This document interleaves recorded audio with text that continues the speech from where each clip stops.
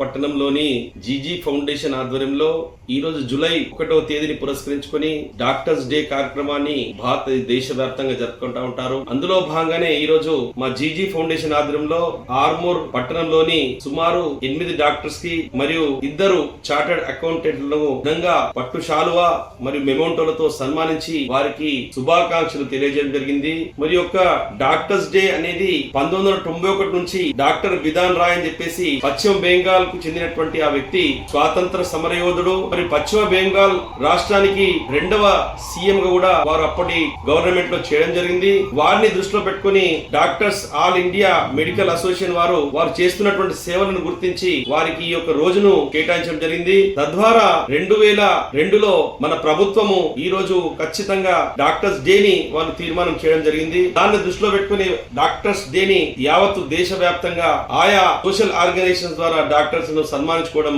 మరి ఈ రోజున పెద్ద ఎత్తున జరుగుతా ఉంది. అదే కార్యక్రమంలో ఆర్మూర్ లో ఈ రోజు జీజీ ఫౌండేషన్ ఆధ్వర్యంలో మేము ఇట్టి కార్యక్రమం నిర్వహించుకోవడం జరిగింది. అదే విధంగా డాక్టర్స్ లకు మరియు చార్టర్డ్ అకౌంటెంట్లకు శుభాకాంక్షలు తెలియజేయడం జరిగింది.